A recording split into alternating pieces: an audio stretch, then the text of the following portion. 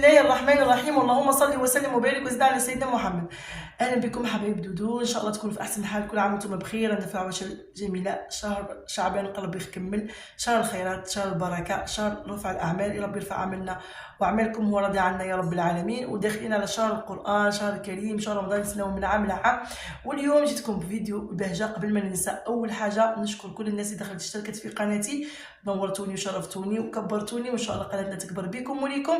عتاب بسيط، معظم الناس او اغلبيه 90% ما فوق راهم ينساو يشتركوا في القناه، رغم ان المشاهدات ما شاء الله يعني مشجعه. نطلب منكم فضلا وليس امرا تشتركوا في القناه. كيفاش نشتركوا في القناه؟ بالضغط على الجرس، هذيك لاكلوش الاولى، جرس الكل، باش يوصل لك الاشعار كل فيديو ننزلو ان شاء الله، واللي جاي يكون احسن. ومع رمضان ان شاء الله نحاول ندير لكم فيديو كل يوم، مفاجات جميله جدا. شجعونا فقط. يلا جمل الفيديو او اللايك، بارطاج الفيديو مع اهلك وناسك ان شاء الله فضلا وليس امرا.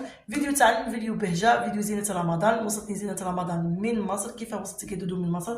انا في فرنسا طبعا، جزائريه. كما عبكم زوجي مصري، يعني مصر معروفه بزينه رمضان اكثر من اي بلدان الاسلاميه تستقبل رمضان بزينه رمضان.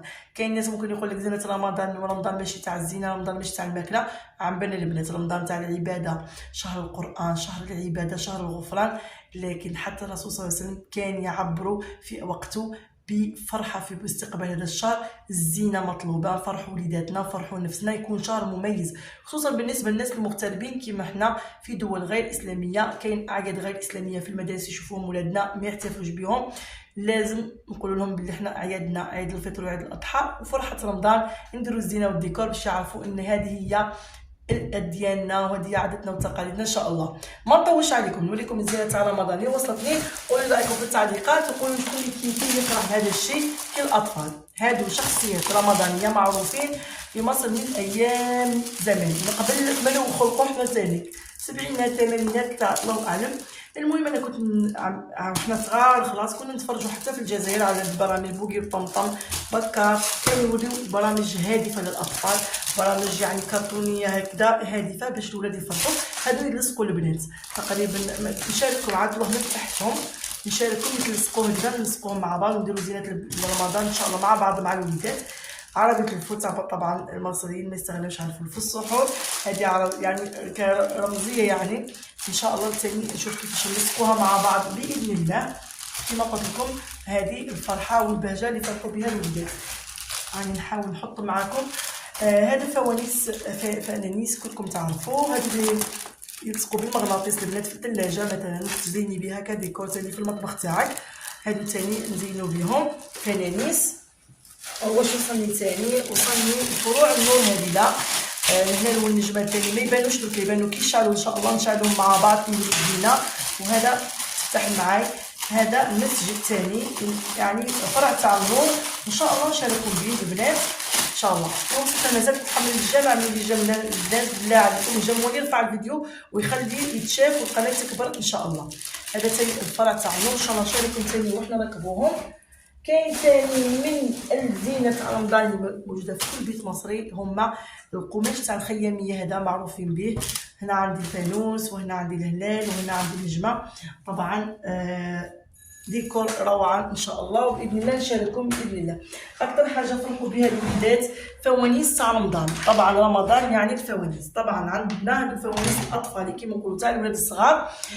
طبعا بناتي هما اللي فرحوا بهم، هما اللي طلبوهم الصراحه يجيوهم كيما هكذا، كيما راكم تشوفوا يشعلوا بالنور بسميه ويغنيوا، لكن كوم استعملوهم يمشيو. صراحه فرحوا بهم، يعني هذه الحاجه اللي تفرح الولاد.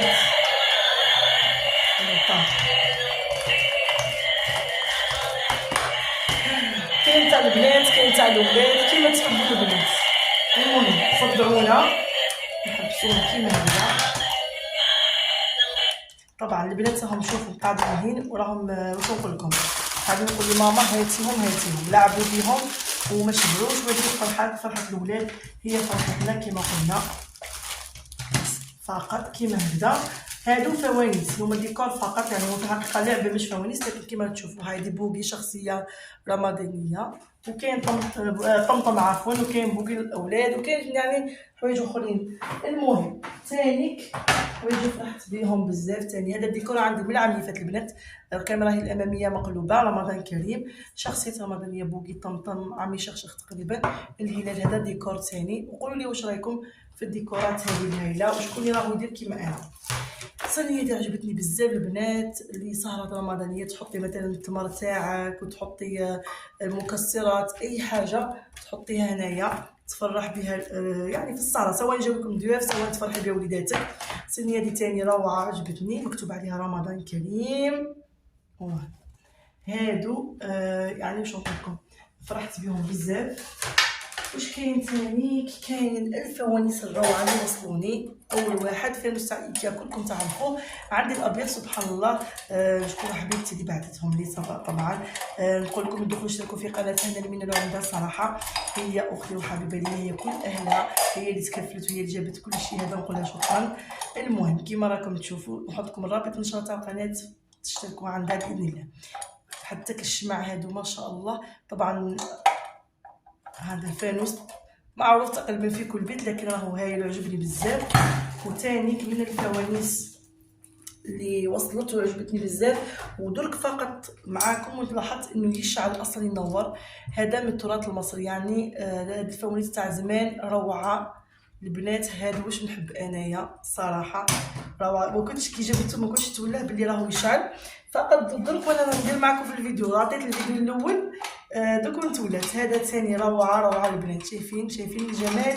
قولوا لي انا اكثر فانوس عجبكم، وشكون يدير الديكورات كيما انا، وشكون يحب هذه البهجه تاع رمضان. طبعا في كل مكان دوك الناس كلها عم دير لي ديكور، لكن كل منطقه معروفه بها ديكور اكثر فيها يتميز بديكور اطفال، لان طبعا الاهم نحن نفرحوا وليداتنا ونفرحوا نفسنا تانيك. شوف هادو مع الفوانيس راهم روعه. المهم صراحه فرحت بهم بزاف. وتقريبا اخر حاجه هذا مع هادو طبعا كيسان، لا جبنا الزجاج وعندنا كلشي، لكن هادو بالنسبه لي فرحه كبيره. طبعا ديكور رمضاني، خياميه وبوغي وطمطم رمضان كريم. وهذا باش نديرو العصير، وان شاء الله نشارككم عصائر مختلفه اللي يعملوهم في مصر، سواء على السوس، سوبيا، كركدي، تمر هندي، عصائر كثير نعملوهم ان شاء الله مع بعض باذن الله في الايام القادمه ان شاء الله. هذه تاني كيسان، وهذو فرحت بهم بزاف. وهذه المشتريات والزينه والديكور اللي وصلني ان شاء الله. يا رب يكون عجبكم. قولوا لي اكثر حاجه عجبتكم. ما زلت في حاجه نسيتها، هو لا توال سيري هذه او لا عجبني فيها انها بلاستيك البنات، عندي تاع القماش لكن هذه عجبتني باش يعني كي تحطيها هكذا تفرشيها. وطبعا هي زينه ثاني فوالا شخصيات رمضانيه ان شاء الله نزينو ونحطو كلشي يبان دوك ما يبانش. وهادو العصائر اللي وصلونا طبعا هادو جاهزه، لكن نديرها معكم نوجدها ان شاء الله معكم. كاين هذا تاع لامونغ، المانجا، عصير برتقال، السوبيا البنات، وكاين تاع العناب هذا ثاني.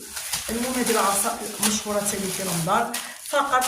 والحمد لله، كل سنه وانتم طيبين، كل عام وانتم بخير ان شاء الله. ونلقاكم الفيديو تاع اليوم في احسن الاحوال. ما تنسونيش من اللايك والجيم، ان شاء الله يكون الفيديو ما طولش عليكم. واستنوني في ديكور وتزيين ان شاء الله، كي نحطوا زينه رمضان ان شاء الله في روتين تزيين ان شاء الله البيت بالديكور هذا الجميل البسيط في نفس الوقت، الغير مكلف في نفس الوقت، لكن بهجه وفرحه لولادنا ولينا. حاولوا تزينوا بيتكم، حاولوا توجدوا كل شيء باش نتفرغوا للشهر الكريم. اللي حابه تفرز، اللي حابه تنظف، تكمل كل شيء باش نتفرغوا للشهر الكريم للعباده والقران. ربي بلغنا رمضان الفاقدين والمفقودين. وما تنسوش مصالح الدعاء، ونشوفكم فيديو قريب جدا جدا جدا. والسلام عليكم ورحمه الله تعالى وبركاته.